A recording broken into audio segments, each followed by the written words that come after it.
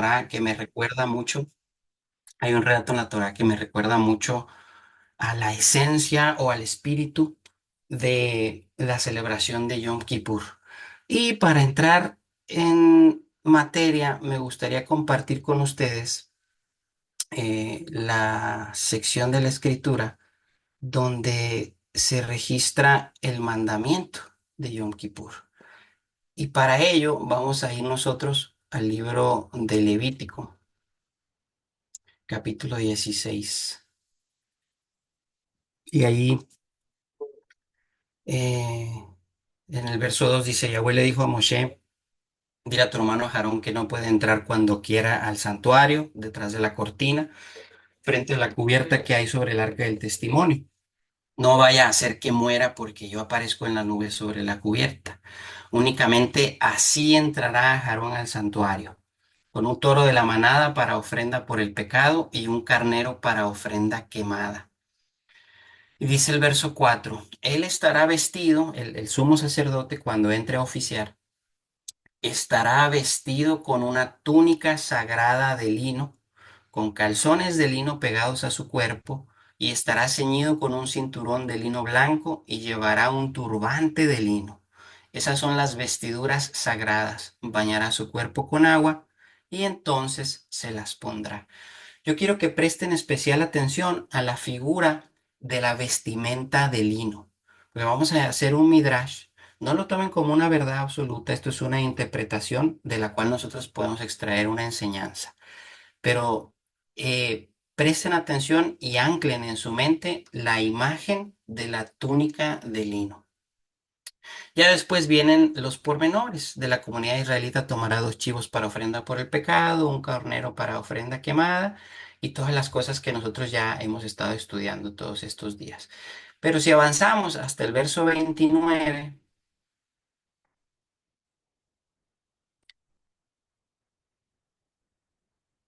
se nos dice, esta será para ti una ley perpetua.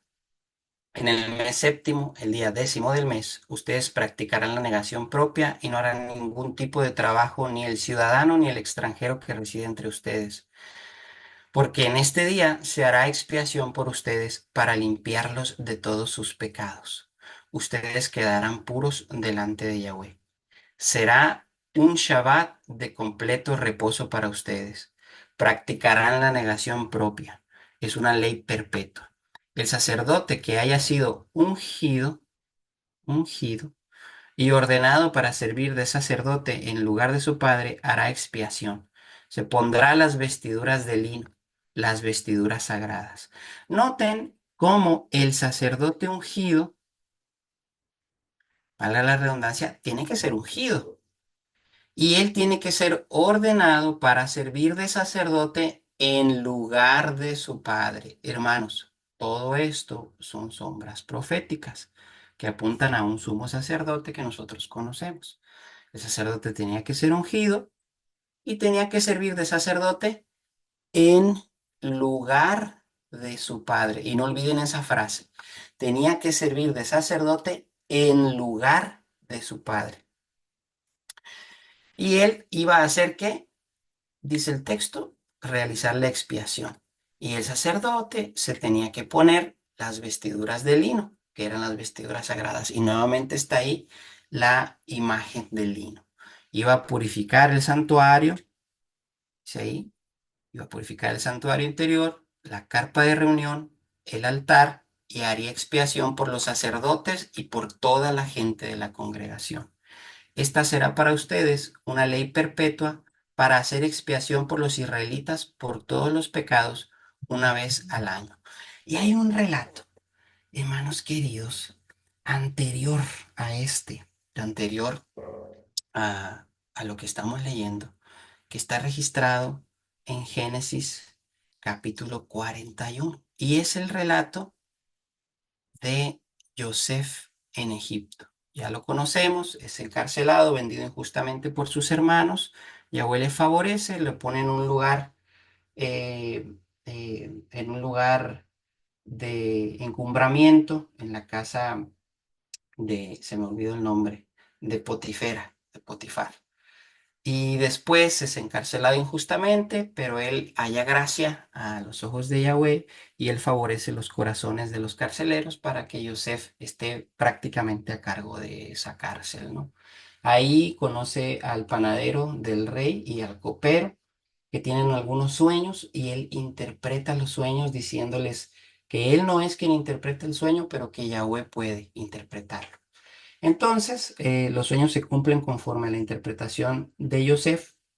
El panadero es ejecutado tal cual lo advirtió Yosef y posteriormente el copero es liberado tal cual interpretó su sueño Yosef. El faraón tiene un sueño, despierta sugestionado, un sueño que tiene valor profético, un sueño que constaba de 7 vacas gordas comiéndose 7 vacas flacas, perdón, al revés, 7 vacas flacas comiéndose 7 vacas gordas y sin cambiar su semblante una vez que las han comido, y 7 espigas de trigo secas y quemadas por el viento, consumiendo 7 espigas de trigo saludables y cuyo semblante no cambia después de que comen esas espigas. Los sabios de Egipto no podían interpretar el sueño. El copero recuerda que Yosef le interpretó un sueño en la cárcel y le dice al faraón que hay un hombre que puede ayudarle. Llaman a ese hombre y el hombre vuelve a decirles, yo no puedo interpretar el sueño, pero Elohim sí puede hacerlo. Ese es el contexto. Entonces, ahí en Génesis 41, Yosef hace la interpretación y le dice, tus sueños son uno y el mismo, vienen 7 años de abundancia, después 7 años de carencia y debes de prepararte. Debes de encontrar a un hombre que esté equipado, que sea capaz de administrarse durante los 7 años de abundancia para pasar exitosamente los 7 años de carencia. Y entonces dice ahí el verso 37 en adelante, que al faraón le agrada este plan. Y dice el verso 38 que Faraón le dice a sus cortesanos, ¿podremos hallar a otro como él, un hombre en quien está el espíritu de Elohim? Verso 39 dice, de modo que el Paró le dijo a Yosef, siendo que Elohim te ha dado a conocer todo esto, no hay nadie con tanto discernimiento y sabiduría como tú. Y noten el puesto en el que se pone a Yosef. Estarás a cargo de mi corte. Hermanos, todo esto son imágenes proféticas del Mesías. Tú estarás a cargo de mi corte. Por tus órdenes se dejará llevar todo mi pueblo. Y nuevamente se dice ahí, solamente con relación al trono seré superior a ti. El Paró le dijo además a Yosef, mira, te pongo a cargo de toda la tierra de Mizraim, y quitándose de la mano el anillo de firmar, el Paró se lo puso en la mano a Yosef y lo hizo vestir con ropa de lino fino y le puso una cadena de oro en el cuello. Nosotros ya sabemos lo que sucede después. Yosef hace un excelente trabajo, administra durante esos 7 años de abundancia y gracias a su obra, tanto él como el pueblo de Israel se salvan de ese periodo de hambre, de carestía, de sufrimiento. Hermanos, para mí, ese periodo de 7 años de carestía representa proféticamente al Yom Kippur venidero, al día que se establecería después en Levítico capítulo 16 y que nosotros ya leímos, como un día de aflicción de nuestras vidas, de privarnos, de practicar la negación propia. ¿Por qué digo esto? Porque tenemos aquí la figura, antes de que exista el sacerdocio, tenemos la figura de un miembro de Israel recibiendo autoridad, recibiendo nada más y nada menos que el anillo de firmar. Que el anillo de firmar del faraón era como si recibiera él lo que en nuestros países podemos llamar una carta poder o un poder jurídico, que convierte a la persona que porta esa carta, la convierte legalmente en la persona que emite la carta. Si a mí el hermano Gabriel Manfredi, por ejemplo, o el Morey Joseph me entrega una carta poder anticipada y firmada y notariada y me dice, toma esta carta poder, necesito que hagas esto por mí. Yo legalmente puedo hacer absolutamente todo lo que ellos me pidan porque para fines legales yo soy Gabriel, o yo soy el More Yosef, o yo soy cualquiera que me haya extendido esa carta. Aquí estamos viendo eso.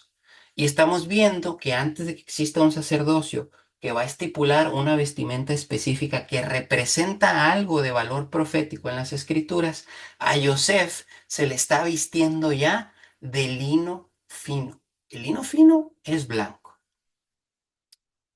Y entonces se le encumbra y el faraón le dice, solamente con relación al trono, yo seré superior de ti, pero voy a estar yo arriba de ti y tú arriba de todos. Hermanos, eso también tiene valor profético.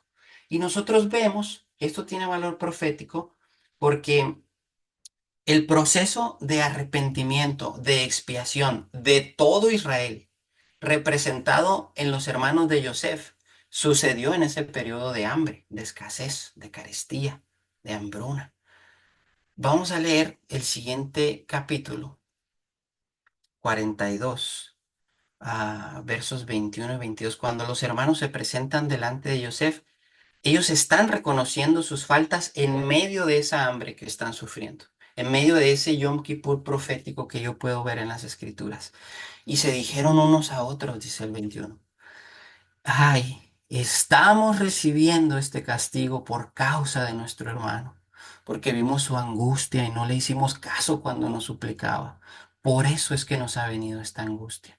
Entonces Rubén habló y les dijo, no se los dije, que no le hicieran caso, que no le hicieran daño al muchacho, pero ustedes no hicieron caso.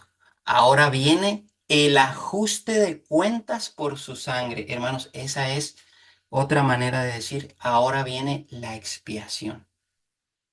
Yosef los estaba escuchando y dice, se aparta de ellos y llora, pero volvió donde ellos y les habló para hacer los arreglos para un plan que Joseph tenía en mente. ¿Qué sucede, hermanos? Sucede que todo lo que pasa a continuación en el relato de Joseph y sus hermanos es un acto de expiación. Joseph hace expiación por sus hermanos por medio del perdón, porque Joseph comprendió el propósito de Yahweh y se convirtió en el Mesías Redentor de Israel para ese tiempo. Si nosotros leemos el capítulo 45, perdónenme hermanos que me voy a explayar un poco, eh, el capítulo 45, versos 4 al 8, vemos la reconciliación, vemos el perdón ofrecido en medio de ese periodo de hambre que representa espiritualmente un Yom Kippur. Yosef les dijo a sus hermanos, vengan acá. Y cuando se acercaron les dijo, yo soy su hermano Yosef, el que ustedes vendieron a Israel. No se angustien ni reprochen por haberme vendido aquí. Fue para salvar vidas que Elohim me envió antes de ustedes. Él sabía que todo lo que había pasado para ese momento había pasado porque la voluntad del Padre estaba obrando para libertar a su pueblo. Ya hace 2 años que hay hambre en la tierra y todavía vienen 5 años en los que no habrá ningún producto de la siembra. Elohim me ha enviado antes que ustedes para asegurar su supervivencia en la tierra y para salvar sus vidas en una liberación extraordinaria. Así que, ojo con esto, no fueron ustedes quienes me enviaron aquí, sino Ja Elohim, y él me ha hecho un padre para el Paró, amo de toda su casa y gobernante sobre toda la tierra de Mitzrayim. Hermanos, esta es una sombra profética de la obra redentora que el Mesías ha hecho por nosotros, siendo enviado él primero para salvar sus vidas en una liberación extraordinaria. No fueron ustedes quienes pusieron al Mesías en ese lugar, no fue el pueblo el que lo sacrificó, sino Ha Elohim, que lo ha hecho ahora un padre para el paró del mundo. él estará en su momento por encima de todos los gobiernos, con un gabinete que como el Paró le dijo, tú estás a cargo de mi corte, él tendrá su propia corte, estando a cargo del gobierno celestial para la tierra. ¿Qué sucede aquí? Hay aquí algo que tenemos que aclarar, y es que así como Yosef tenía el poder legal, el Mesías también tenía el poder legal y el Mesías también era jurídicamente, no ontológicamente, él no era Yahweh mismo, pero jurídicamente él era Yahweh mismo. ¿Qué sucede? Que este caso está registrado en la escritura también, en el libro de Éxodo, capítulo 7, verso 1. Yahweh le dice a Moshe, yo te he dado como Elohim para el paro. Y a Aarón, hermano, será, a Aarón tu hermano será tu profeta. Tú hablarás, ¿cuál era su rol? Tú hablarás todo lo que yo te ordene y tu hermano le hablará al Paró para que deje salir a los israelitas del país. Ok, ¿qué sucede aquí? Yo te he dado como Elohim para el Faraón. ¿Quién era Yahweh delante del faraón? Ese era Moshe. Moshe era Yahweh hablándole al faraón y diciendo, ¿cuándo quieres que suceda el milagro?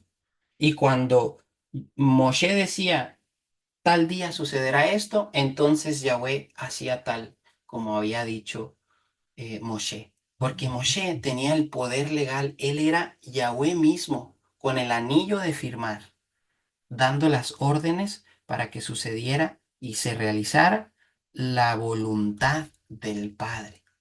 ¿Qué sucede, hermanos? Que estos conceptos son conceptos muy propios de la cultura hebrea. Le llaman incluso el simsum, si no estoy equivocado.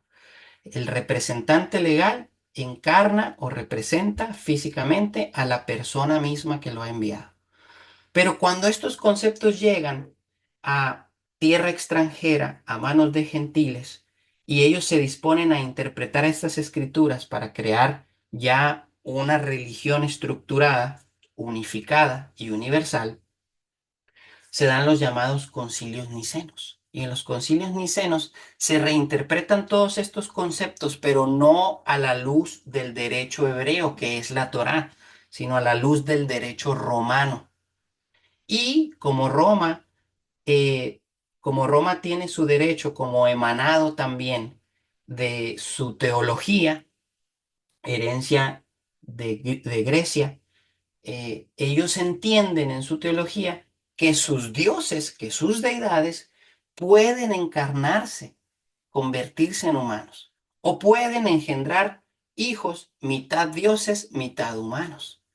Y para ellos, la única manera de resolver el asunto es entender que el Mesías, y se desarrolla esta doctrina, tendría que ser 100% hombre y 100% Dios, para que hubiera 100% representación divina y 100% representación humana y así pagar por las deudas. Porque hay un problema que nos expone la Torá, al menos un problema para que ellos entendieran correctamente el asunto. En Deuteronomio capítulo 24, verso 16 se nos dice lo siguiente. Me equivoqué, esto es Números, Deuteronomio 24. Deuteronomio 24 y 16. Dice, a los padres no debe dárseles muerte por los hijos, ni a los hijos debe dárseles muerte por los padres. A una persona se le debe dar muerte únicamente por su propio crimen. Y Jeremías 31:30, el profeta nos dice lo siguiente. Jeremías 31:30 dice ahí de la siguiente manera, si es que lo encuentro. Sino que cada cual morirá por su propio pecado. Y estos son rescatados como conceptos legales en la cultura hebrea. Cada cual ha de morir por su propio pecado. Sin embargo, cuando se dice esto, se habla también del nuevo pacto. Viene un tiempo, declara Yahweh, cuando haré una nueva alianza con la casa de Israel, con la casa de Judá. Y nosotros entendemos la naturaleza de esa alianza. Pero aquí hay dos conceptos que para el cristianismo de Nicea era difícil de entender y difícil de conciliar. ¿Cómo podría entonces Yahoshua, el que ellos llaman Jesús, ser el Mesías si la Torá o la ley nos decía que no podemos pagar por el pecado de otros, sino que cada cual moriría por el pecado propio? Entonces la respuesta de ellos es que Él era Dios y Él también era hombre, pero eso no es así en lo absoluto, porque ya entendimos en el caso de Moshe y en el caso de Yosef que hay un concepto de representación legal jurídica que permite esa expiación. Y hay otro caso más que es mi caso favorito, me parece el más esclarecedor, y es el que está expresado en Deuteronomio capítulo 31. Deuteronomio 31, déjame beber un trago de agua mientras lo busco, del 1 al 3.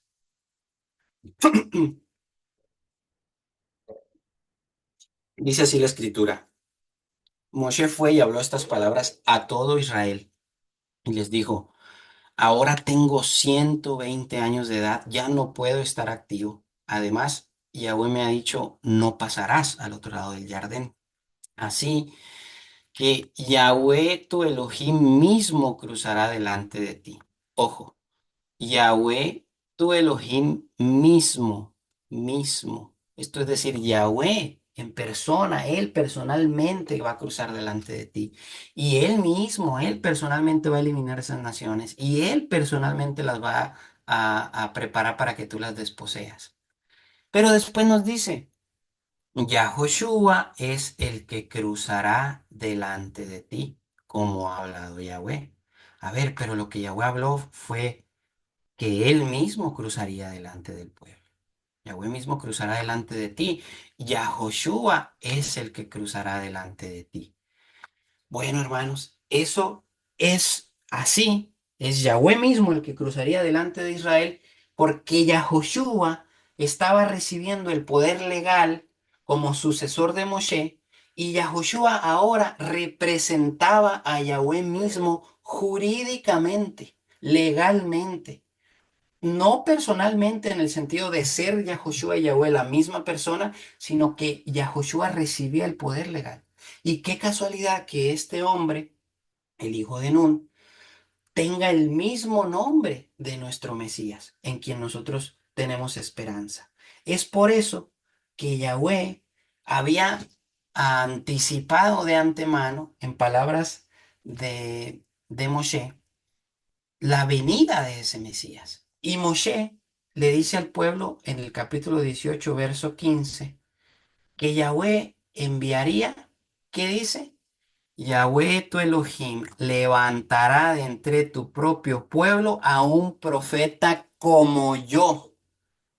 ¿Qué era Moshe? 100% Dios y 100% hombre y tenía representación 100% divina y 100% humana. No. Moshe era el representante de Yahweh en la tierra por medio del poder legal jurídico que Yahweh le había encomendado, constituyéndolo como Elohim delante del faraón. Mismo poder que recibió Yahoshua, poder legal y jurídico que constituía a Yahoshua como Yahweh mismo cruzando delante del pueblo. Y es el mismo poder jurídico que recibió nuestro Mesías para que se cumpliera la redención profetizada por Isaías en el capítulo 53, diciendo de la siguiente manera: todos nosotros nos descarriamos como ovejas, cada cual siguiendo su propio camino, y Yahweh castigó sobre él la culpa de todos nosotros. ¿Cuándo se le da ese poder legal al Mesías? Cuando, entre otras muchas cosas, el Padre mismo le dice a su hijo, hay un registro aquí en Mateo capítulo 3 verso 17. Padre mismo le confiere todo este poder legal a su hijo, diciendo, este es mi hijo amado, en quien me complazco. A él escucha. Por lo tanto, hermanos, dado que todo sacrificio representaba al Mesías, dado que todos estos símbolos la vestimenta de lino, el hijo del sacerdote que tendría que oficiar vestido de esta manera, el poder legal que recibía para crear o para causar una expiación en favor del pueblo, todo esto, hermanos, son elementos que siempre apuntaron al Mesías que ganó ya la guerra por nosotros. Aunque todavía hay batallas, la guerra está ganada. Por eso tenemos que luchar por permanecer en el Mesías, porque Juan 15:6 dice, si alguno no permanece en mí, es echado fuera. Pero mientras nosotros estemos en el Mesías, ya la deuda ha sido pagada por nosotros. La deuda